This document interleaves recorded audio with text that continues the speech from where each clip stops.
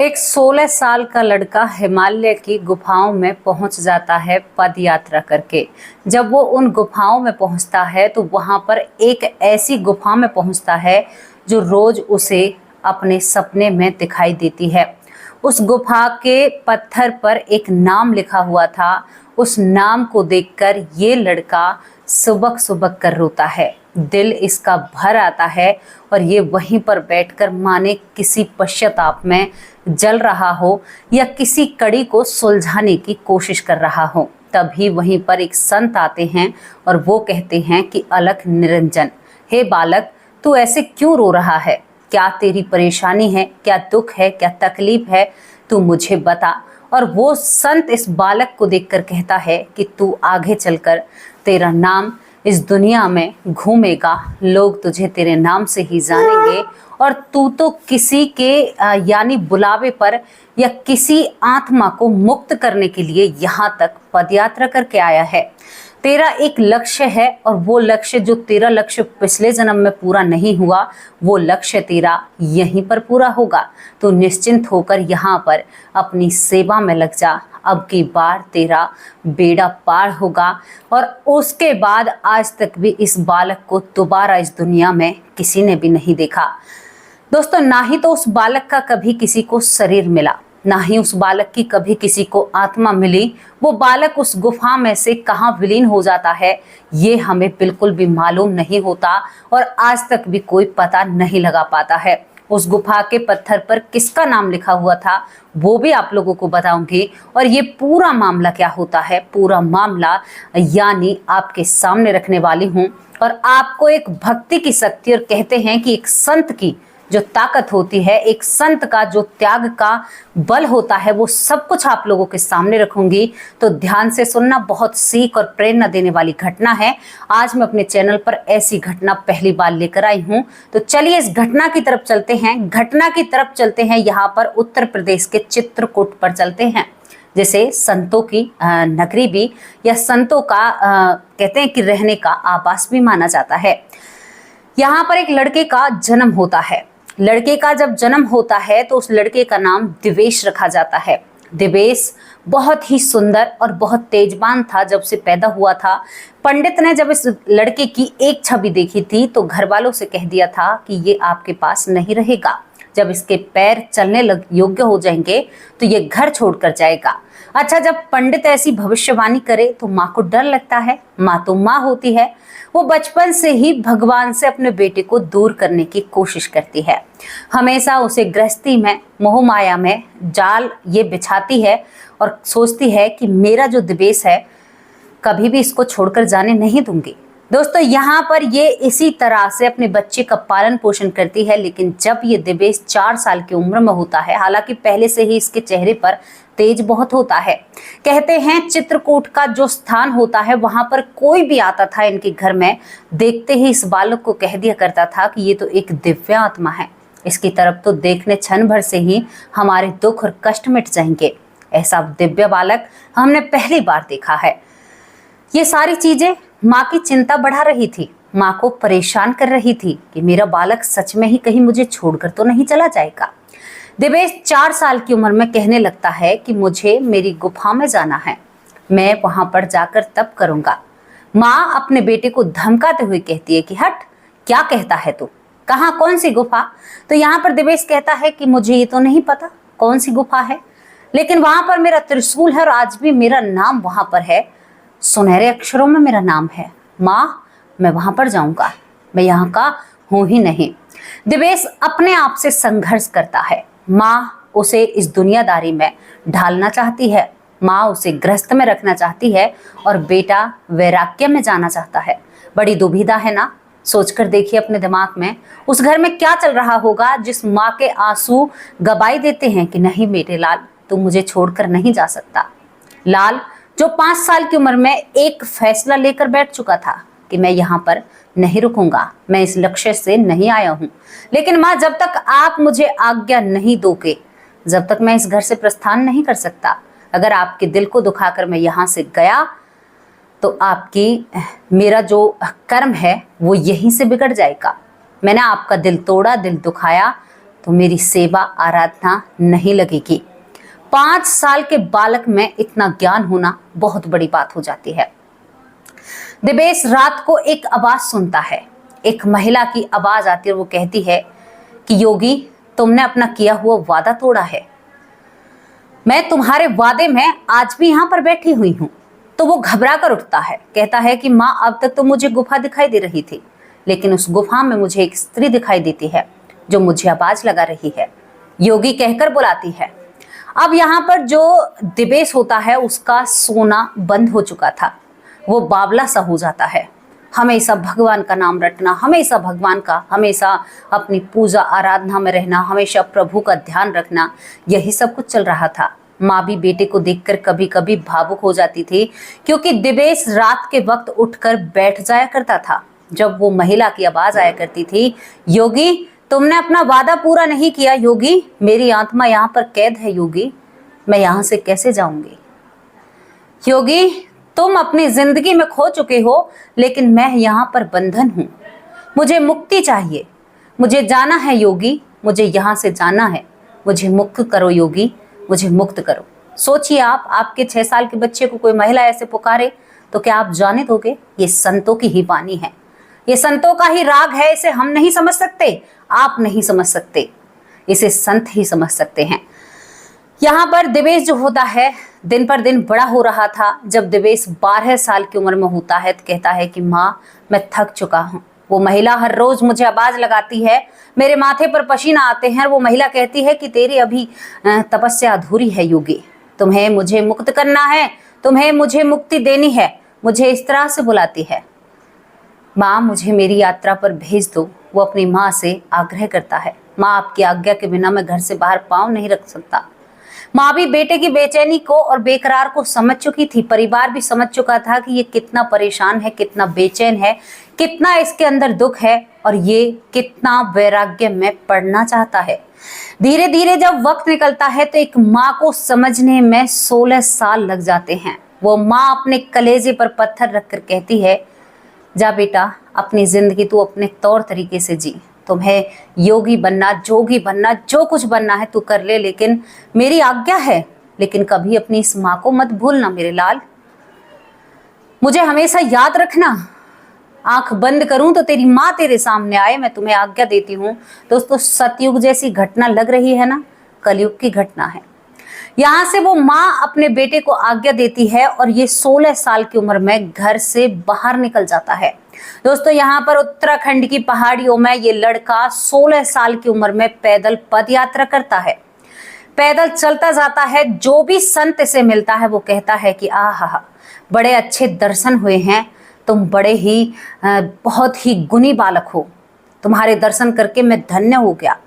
जो भी इस बात को सुनता था कि 16 साल के लड़के में ऐसी क्या बात है जिसे सुनकर इतने बड़े बड़े महात्मा ये कह रहे हैं कि मैं तुम्हारे दर्शन से ही धन्य हो गया, इसने ऐसा क्या कर दिया, इसकी तो उम्र कुछ भी नहीं है। कुछ लोगों ने सवाल भी खड़े करे, जैसे कि हम और आप हैं, छोटी छोटी बातों पर सवाल खड़े कर देते हैं ना। दोस्तों, यही मंजर होता है और ये लड़का आखिर तौर में उस गुफा को ढूंढ लेता है, जो गुफा इसके सपने में, जो हिमालय की पहाड़ियों में जो गुफा होती है, जहां पर एक त्रिशूल था, जहां पर कुछ नाम इसे सपने में नजर आता है। जब ये इस गुफा में जाता है और इस गुफा को पहचान लेता है तो यहाँ पर देखता है कि यहाँ पर एक स्वामी प्रयाग नंद नाम का नाम लिखा हुआ है एक शिला पर। यहाँ पर ये बहुत ही महाकाल साधक थे जिनका नाम लिखा हुआ था, त्रिशूल था, बैठने का स्थान था, उस शिला पर नाम था स्वामी प्रयाग नंद, यानी बहुत बड़े संत, उनका नाम लिखा हुआ था। 16 साल की इसकी उम्र होती है और वहां पर ये सारी चीजों को जब महसूस करता है तो इसे लगता है कि मैंने यहाँ पर जिंदगी जी है, मुझे यही तो सपने में दिखाई देती है।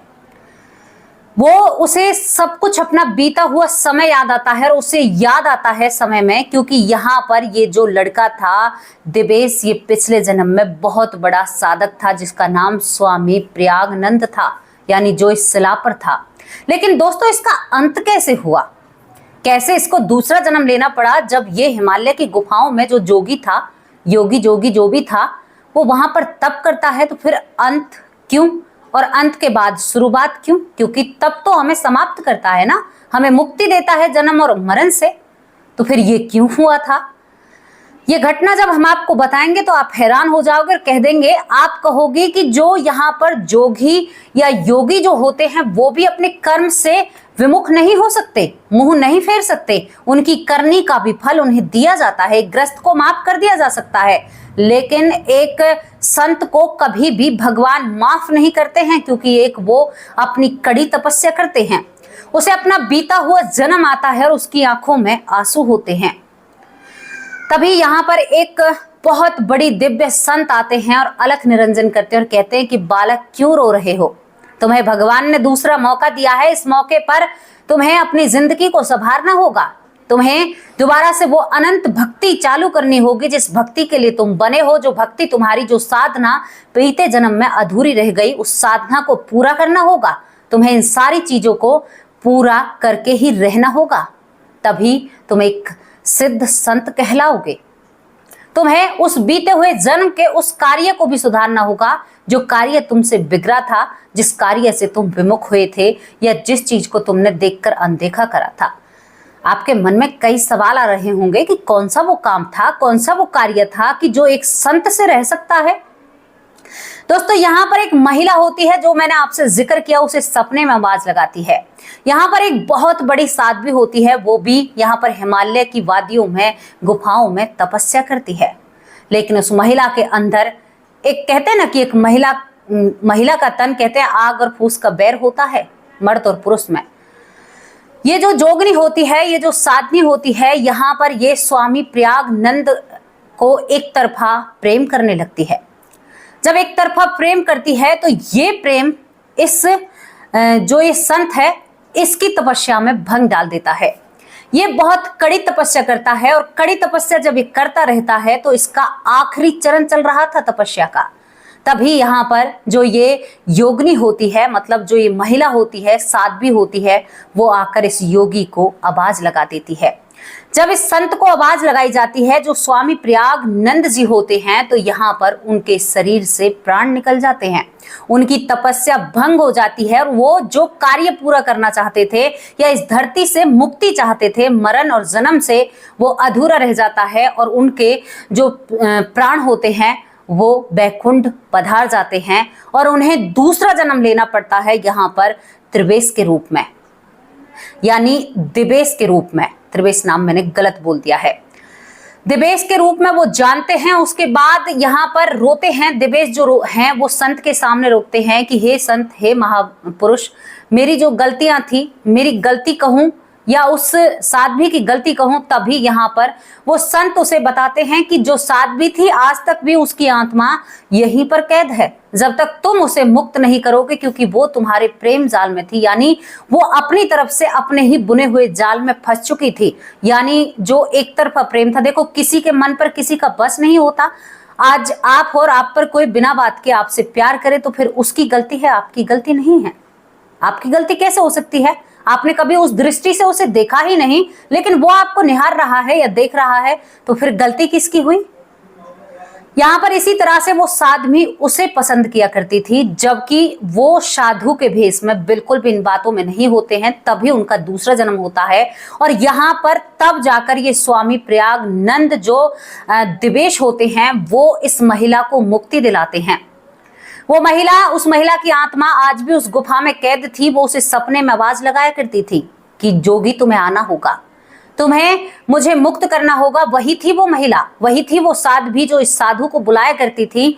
और उस साधु यहाँ पर जो दिवेश होता है, इस महिला की आत्मा को मुक्त कराता है। मुक्त कराने के बाद ये महिला वहां से, उसकी आत्मा पधार जाती है, प्रणाम कर कर जाती है, कहती है कि आपने मेरे ऊपर जो उपकार किया है, मैं बहुत सालों से यहाँ पर, दोस्तों 86 यानी 86 साल बाद दूसरा जन्म हुआ था इस योगी का। आप सोच कर देखिए, ये योगी वहां पर जब से उस शिला पर नाम था, 86 साल बाद वापस लौटता है। तब तक यहाँ पर जो साध्वी होती है, उसकी आत्मा वहीं पर कैद रहती है।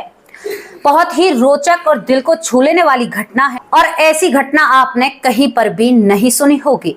तो कैसी लगी आप लोगों को ये स्टोरी? उसके बाद जो दिवेश होता है, दिवेश वहां पर बैठकर तप करने लगता है और आज तक भी दिवेश को दोबारा उसके माँ बाप ने या आसपास के लोगों ने या किसी ने भी, क्योंकि जहां पर उसका नाम गड़ा हुआ था ना, वहीं पर बैठकर तप करने लगता है और आज तक भी उन्हें किसी ने नहीं देखा है, उनके किसी ने दर्शन नहीं किए हैं।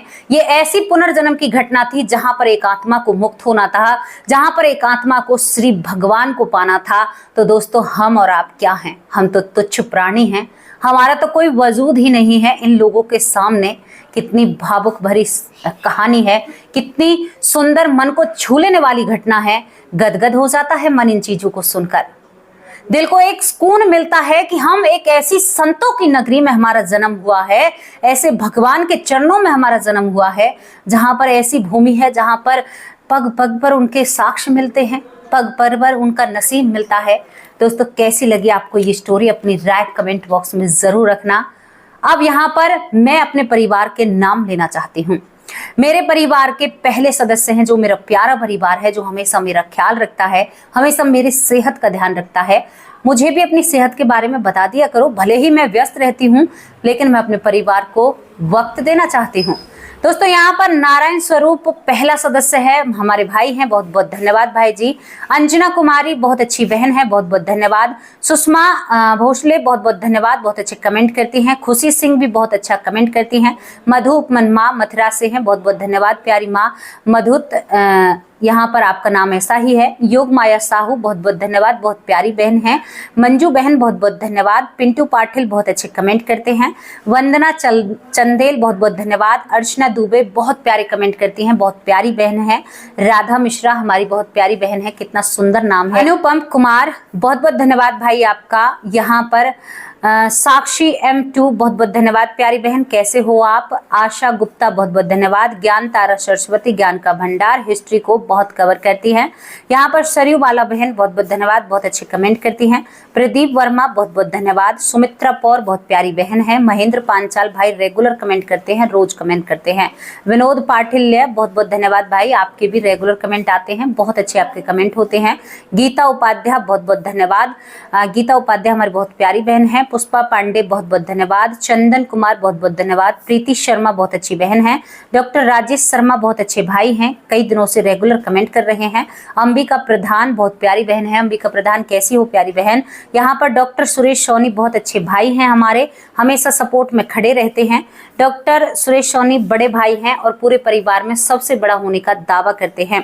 यहाँ पर मिष्टी सोनी बहुत अच्छी भतीजी है हमारी। हिमांशु सोनी बहुत प्यारा भतीजा है। लालाजी शर्मा बहुत बहुत धन्यवाद। राजेंद्र सिंह बहुत बहुत धन्यवाद। जय श्री बहुत बहुत धन्यवाद। बिटिका बॉस, कल आपकी शिकायत थी दीदी, आपने मेरा नाम नहीं लिया, मेरी प्यारी बहन आपका नाम ले लिया है। रमन जी बहुत बहुत धन्यवाद। ज्योति श्रीवास्तव बहुत प्यारी माँ है, बहुत प्रेम करती हैं। रामायण कुशवाहा बहुत बहुत धन्यवाद। केबी ज्यादा राजकोट बहुत अच्छे भाई हैं। राजकुमार निर्मलकर बेटी कहकर बुलाते हैं। केबी ज्यादा राजकोट भाई भी हमें चाइल्ड कहकर बुलाते हैं। सीमा अरोरा हमारी बहन है। सीमा अरोरा दिल्ली से बहुत प्यारी बहन है और बहुत ही प्यारे कमेंट करती हैं। लड्डू कहकर बुलाती हैं, शायद मैं लड्डू जैसी हूँ। यहाँ पर राजा राम भाई भी बहुत अच्छे कमेंट करते हैं। इनके 2 बच्चे हैं, मेरे भतीजे और भतीजी, बहुत प्यारे बच्चे हैं। आलोक शर्मा बहुत बहुत धन्यवाद। आलोक शर्मा आपके बहुत अच्छे कमेंट होते हैं भाई। सीता देवी बहुत प्यारी बहन है। सीता देवी बहन हमारी। शीता शर्मा बहुत प्यारी बहन है। सीता दलाल बहुत प्यारी बहन है। यहाँ पर रीता देवी बहन भी बहुत अच्छी बहन है। शकुंतला बहन भी बहुत अच्छी बहन है। गुलजारी भाई बहुत बहुत धन्यवाद। मंजू चौधरी मेरी बहुत प्यारी बहन है। हम दोनों का बहनों का रिश्ता है। इनके भी 2 बच्चे हैं जो मुझे मासी कहकर बुलाते हैं। थैंक यू प्यारे बच्चे, थैंक यू। यहाँ पर राजा राम भाई के बच्चे तो मंदिर में जाकर मेरे लिए प्रार्थना करते हैं। पता है मैं कितनी सौभाग्यशाली हूँ, छोटे छोटे बच्चे मेरे लिए प्रार्थना करते हैं। इतना सुकून या इतनी शांति या इतनी अच्छी विशेष किसी को मिल सकती हैं। यहाँ पर S गोपाल बहुत बहुत धन्यवाद। ललिता यादव मेरी माँ मेरे लिए बहुत प्रे करती हैं। मेरी माँ हमेशा मुझे सदा सुखी का आशीर्वाद देती हैं। थैंक यू प्यारी माँ। अलका शर्मा बहुत बहुत धन्यवाद प्यारी बहन। बालाजी प्रवीण कुमार बहुत बहुत धन्यवाद। सुरेंद्र पाल कौर विदेश से बैठकर मुझे आशीर्वाद देती हैं, प्यार देती हैं, वैश कहकर बुलाती हैं, वैशु कहकर बुलाती हैं। थैंक यू प्यारी बड़ी बहन, बहुत बहुत धन्यवाद आपका। सुरेंद्र पाल कौर प्यारी मेरी माँ बहन के समान है। यहाँ पर सुशील सिंह भाई बहुत बहुत धन्यवाद। पिंकी बहन बहुत अच्छे कमेंट करती हैं। ममता वर्षनीय बहुत बहुत धन्यवाद। सीमा बहन लखनऊ से, जिनके पति की तबीयत हमेशा खराब रहती है क्योंकि उन्हें कैंसर है, बहुत बहुत धन्यवाद सीमा बहन। आप हमेशा खुश रहें, आपकी परेशानियां कम हो, मैं भगवान से प्रार्थना करती हूँ। अनिल व्यास भाई बहुत अच्छे कमेंट करते हैं, बहुत बहुत धन्यवाद। आप व्यास हैं, बहुत अच्छा लगा है सुनकर। सुरेंद्र कुमार बहुत बहुत धन्यवाद। चित्तौड़गढ़ से सौभाग्यवती बाबा, आपके आईडी पर बहुत अच्छा नाम है, बहुत अच्छा लगा। सीताराम गुप्ता बहुत बहुत धन्यवाद। प्रवेश भाई बहुत बहुत धन्यवाद। पुष्पा शर्मा बहुत बहुत धन्यवाद। ऐश्वर्या मेरी प्यारी माँ, कहाँ पर गायब हो, आपकी तबीयत तो ठीक है ना, या मायके गई हो, मुझे जरूर अपने बारे में बताना, आपकी तबीयत कैसी है। बिमला दलाल मेरी प्यारी माँ, आप कैसी हो। और यहाँ पर ललिता बहन, ललिता माँ है मेरी, और बबीता सिंह दिल्ली से मेरी प्यारी बहन रेगुलर कमेंट करती हैं, कैसी हो प्यारी बहन, आप अपने बारे में बताती रहा करो। यहाँ पर पुरवंश बहुत बहुत धन्यवाद। महेंद्र पांचाल बहुत अच्छे भाई हैं। तुलसी शर्मा बेटी कहकर बुलाते हैं, बहुत प्यारा परिवार है। यहाँ पर मेरी कई बहनें रह चुकी हैं। यहाँ पर नीता कुंतल बहन रह चुकी है। यहाँ पर हमारी बहुत सारी बहनें रह जाती हैं, जैसे कि सीता शर्मा हमारी बहुत प्यारी बहन है। यहाँ पर सीता मौर्य माँ की तरह दुलार करती हैं, माँ की तरह प्यार करती हैं। बहुत सारी बिटी का बॉस, आपका तो नाम ले दिया है मैंने, तो जिन लोगों के नाम रह चुके हैं उन सभी से मैं माफ़ी मांगती हूँ। कल आप लोगों के नाम ज़रूर लूँगी, और दिन की वीडियो बहुत शॉर्ट थी, उसके लिए सॉरी, लेकिन अब वीडियो बहुत ही मेहनत से बनाई है। कैसी लगी आप लोगों को, अपनी राय कमेंट बॉक्स में ज़रूर रखना।